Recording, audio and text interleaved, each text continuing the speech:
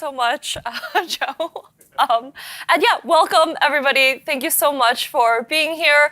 It's really great to see everybody here at the Llama track at Connect today. As Joe mentioned, I'm Angela. I'm a research scientist, but I don't do like anywhere close to what Joe actually says I do. I just like kind of hang out with everybody. It's really great to be here with the entire community today. It's such a vibrant community. I've been hanging out a lot on our local Llama, especially that's my place. And it's awesome to see everything that we're building on top of Llama. Today, we're going to hear a whole variety of different talks about some of the technical extensions that we've made on top of Llama, and these are going to be interspersed with amazing talks from our partners and other product developers on all of the things that they have been able to build on top. And we'll see all of this in the Llama ecosystem. So just kind of like reflecting, actually, the first way I got involved in Llama was about 2 years ago.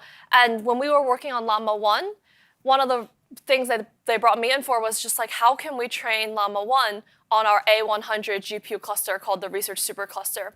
And it's kind of crazy to think in 2 years, just how far we've come from training on like 1,000, 2,000 GPU on A100 to now Llama 3 today. So I kind of wanted to reflect a little bit on how we've got to where we are, and then I'll talk about some of the more things that we've released today and where we're going to go in the future. So we started Llama 1 as a very ambitious research project led by a pretty small team. And one of our first goals was just basically to create a large language model that was fast enough and small enough for us to use. Whereas a lot of people had been trying to scale a lot of models, and we were like, hey, let's get really good data quality, and let's just get like a really great Llama model. And we made this available to the research community, kind of from where we were in FAIR, and we were like, this is going to be really useful. But we were blown away by the reception and how many people were excited and wanted to use Llama. And so this quickly evolved into our collective efforts on Llama 2, where in addition to the pre-training we had done in Llama 1, we made some improvements there, but we also added a lot of fine-tuning and human alignment in order to make Llama models useful for various different applications, particularly chatbots. And this became available open source for everybody and not just research purposes. And then last year, we also launched a line of products built on top of Llama 2 right here at Connect. So it's an awesome moment to be here this year.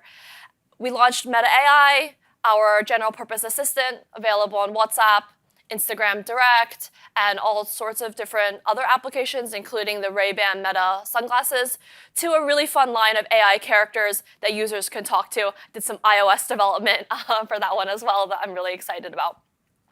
And then we did Llama 3. So we worked really heads down on Llama 3, and as part of this, we really wanted to expand the model's performance and all sorts of different capabilities from code and reasoning, and we also wanted to make the models better and multimodal. So we teased this back in April, and we had a larger launch in July that we called Llama 3.1, and we made this available to the open source community. We were also really passionate, of course, about how to develop Llama in an open and responsible way, and we have a big commitment to science. And so I think we released like a 92-page paper or something like that, research paper that kind of documented this entire journey and everything that went into it. So having reflected on where we've been, let's talk a little bit about where the things that we released today, and there will be more detailed talks throughout the day. So I want to talk about 3 different use cases. The first one are the vision models. So back in July in our really, really long research paper, we teased some kind of like experimental capabilities that we were working on, including vision and speech. And so we're really excited that these vision adapters are now available for download. I think I saw some of you had already downloaded it when you did the hands in Joe's intro. And so we have an 11 billion parameter model and a 90 billion parameter model. And these support use cases from image recognition, like, I don't know, what am I looking at? It's commonly used in the glasses, or for me, like recipes, I'm always like trying to cook. So it's like, how can I make this? And we're really excited to see what everyone will build with it. Most exciting to me is this is an adapter type architecture, which means that it's very modular and easy for developers to kind of plug and play. And because it's an adapter type architecture, the core text backbone doesn't change. So you'll be able to get all of the expected performance of the text model that you're used to today.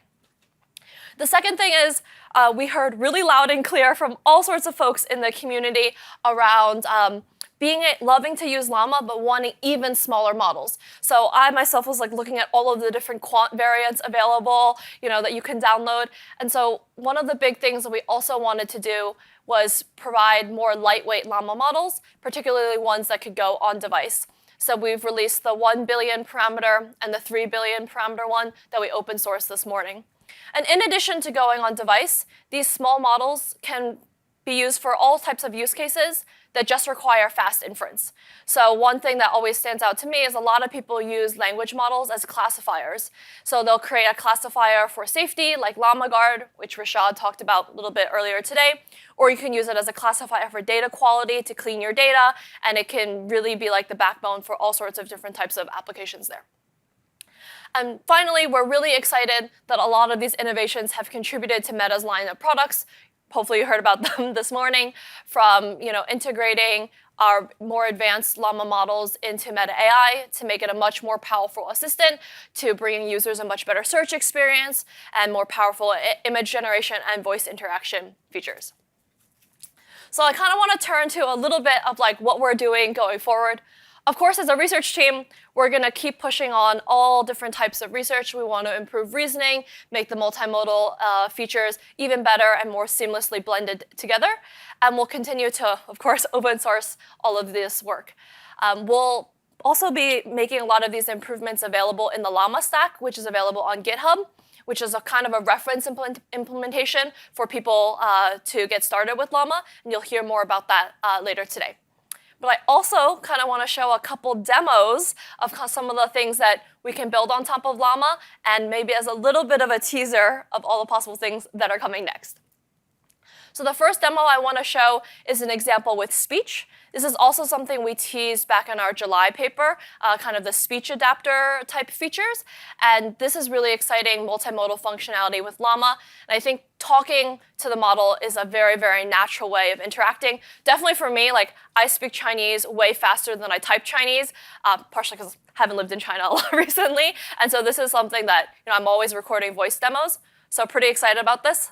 Let's check it out. Hey Llama, you are at Meta Connect. Can you introduce yourself? Hello, I'm Llama, a large language model trained by Meta. Nice to meet you at Meta Connect. Hey, I'm hungry. What should I eat? I'd be happy to help you decide. Here are a few options. Something quick and easy, like a sandwich or leftovers from last night's dinner. A healthy snack. What like about some fruits or nuts. Mexican? Tacos or burritos? Tacos it is. Ich möchte aber lieber österreichisches Essen. Was ist das beste österreichische Gericht? Das ist eine gute Frage. Das beste österreichische Gericht ist sicherlich das Wiener Schnitzel. Wer ist der bekannteste österreichische Musiker? Das ist Wolfgang Amadeus Mozart. Was war das bekannteste Stück von Mozart? Das ist eine kleine Nachtmusik. Es ist eines seiner bekanntesten und beliebtesten Werke. Worum handelt die kleine Nachtmusik? Es handelt von einer romantischen Nacht, in der die Musik die Stimmung und die Gefühle der Menschen widerspiegelt. As you guys have visited New York, can you give me some suggestions? The city that never sleeps. Here are some iconic suggestions for your visit to New York. मेरे को बताना कि भारत की राजधानी कौन सी है और financial capital क्या है? भारत की राजधानी नई दिल्ली है, जबकि आर्थिक राजधानी मुंबई है. Can you translate my words into English? 床前明月光，疑是地上霜。举头望明月。低头思故乡. I can translate that for you. It's a Chinese poem. Here's a translation. The moonlight shines in front of the bed. I wonder if it's frost on the ground. I lift my head to gaze at the moon and lower my head to think of my hometown.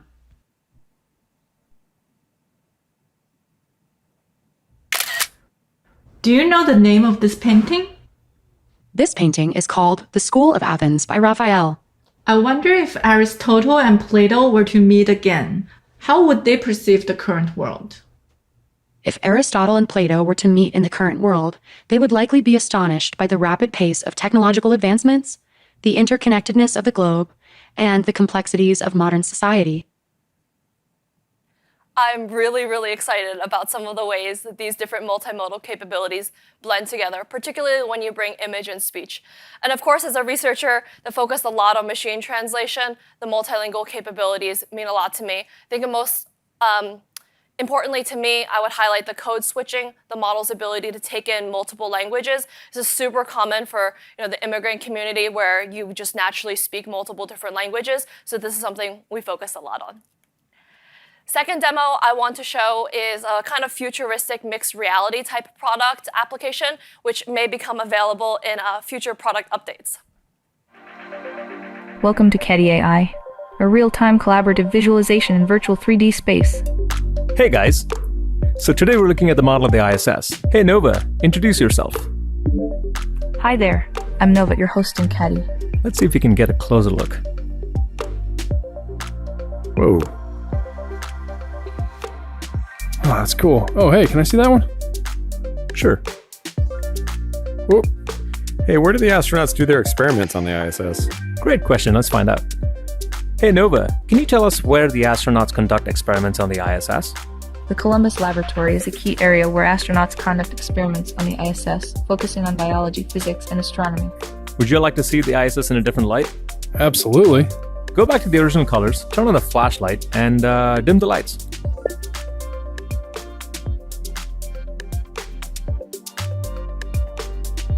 Hey, you want to check out those updates? Oh yeah, I was just wrapping up with Margarita. Cool, do you have time for a design review?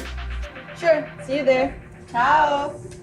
Hey, would you mind pulling those out for me? Yeah, sure. All right, let's take a closer look here. Hey Nova, can you isolate the camera and tell us a little bit about the update we just did? Hey, here's a new update we did. The camera resolution is now 12 megapixels, with a resolution of 3024 by 4032. Fantastico! Ehi Nova, mi puoi dire di più sulla batteria e cambiarne il colore in verde? La batteria d'arriba dura 36 ore con la custodia completamente carica. Can you reset the colors and put the assembly back together? Wow, this looks great. With Caddy and Nova, you can design, learn, and marvel at all aspects of the 3D world. Welcome to the future of 3D visualization and creativity. Welcome to Caddy. This kind of thing is going to have a ton of application in various different creative and education use cases. And by integrating Llama 3.1, the Cad AI team was able to design Nova, kind of an assistant that's collaboratively there in the room with you. You can give it natural commands, and it can help you be a collaborative assistant in any type of group problem-solving session. So we'll hear a lot more throughout the day, but we're excited to really engage further with you all, chat throughout the day, and also work with everyone in the community to continue to use Llama and co-develop on the Llama stack. Of course, we'll continue to push on all of the qualities and feature set of Llama, and we're excited to hear different feedback from you all on what you're looking for and what you would hope to get out of it.